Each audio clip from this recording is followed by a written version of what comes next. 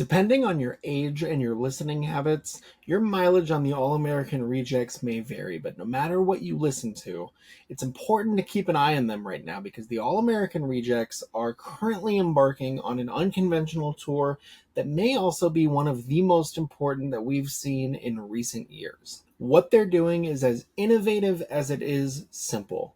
They're foregoing arenas, clubs, and any other conventional venues in exchange for going directly to the fans.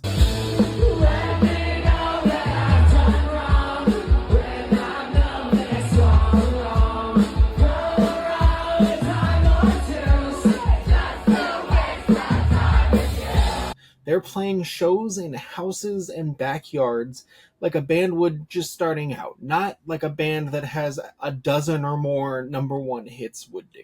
There are two reasons that this tour is so important. First, it's removing one of the biggest obstacles towards fans seeing music in today's day and age. That is Ticketmaster. If you're trying to buy a ticket for a concert or any sort of event, chances are you're going through Ticketmaster. Since 1995, they have controlled over 80% of the market for concert tickets. This had long been controversial, and Ticketmaster has found themselves in multiple monopoly lawsuits, but it reached a fever pitch during Taylor Swift's Eras tour when their controversial surge pricing led to fans being charged thousands and thousands of dollars on their site with no other option or alternative to getting concert tickets for Taylor Swift other than paying even more through resale sites like SeatGeek. Second, and compounding off of these high fees and prices, people aren't going to concerts as much these days. If people are going to have to pay these high premiums for tickets, they're going to be a lot more selective about who and what they are seeing and where. And this has led to its own slew of problems, including half-empty venues, fans overpaying for tickets just to see their show moved to a smaller venue, and tours being canceled altogether. Interestingly, though, Gen Z in particular has shown a willingness to pay these prices and to have these experiences. Over 75% of Gen Z concert goers polled said that they would pay premium resale prices to go to events like Coachella or a marquee artist like Taylor Swift. There was actually also 19% of those Gen Zers polled that said they would actively go into debt knowingly to attend those shows.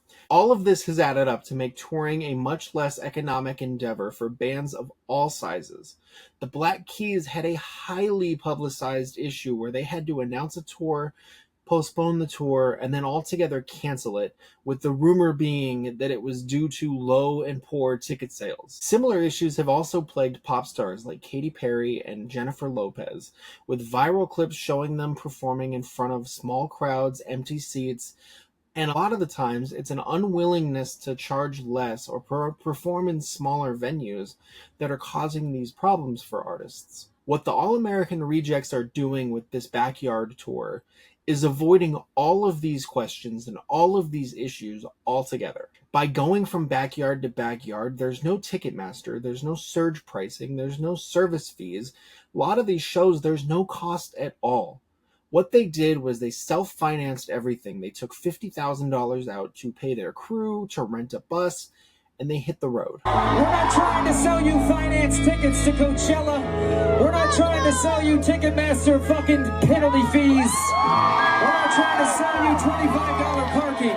We're just trying to sell you some songs you might have grown up with. The results so far have been nothing short of incredible, with countless viral clips in the last week showcasing packed backyards, lines around the neighborhood waiting to try to get in, fans paying upwards of $150 to rent ladders from other fans to be able to get some sort of vantage point, and the type of positive publicity that so many bands could only dream of. And they're keeping it relatively simple.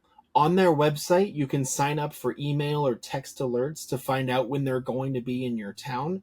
And fans have taken to TikTok and other social media to make videos of their backyards, trying to convince the band to stop there and play at their house on this tour. Now, they do have more conventional tours scheduled for later this summer, so I'll be interested to see what the effect is and if those start to see higher ticket sales and bigger turnout as a result of all of the positive goodwill that is being generated by these backyard shows. Because taking the middleman out of concert going and going directly to the fans is a strategy that in 2025 could be huge for so many bands that are struggling to remake those connections and reconnect with their fans. Look at this spike in All American Rejects searches from the previous 90 days up until last week when clips of their backyard tour started going super viral online. Now, this is never going to impact or come to mind for large artists like Beyonce, Taylor Swift, Lady Gaga, those artists that you know are going to sell out those top arenas every time without fail. But it does raise an interesting question and an interesting opportunity for a lot of bands that are either not as popular as they once were or are mid-tier size and don't quite see the same economic benefits from playing at those venues. I think the All American Rejects circumventing Ticketmaster and fees and all of this entirely is a fantastic blueprint for young bands and mid-sized bands to follow. I think it's something that we're going to see multiple bands start to follow in the months and years to come as well. And if you have thoughts on the All American Rejects, on this tour that they're going on how it is to see a concert in general, please feel free to share your thoughts in the comments below. Thank you very much for watching, and I will see you next time.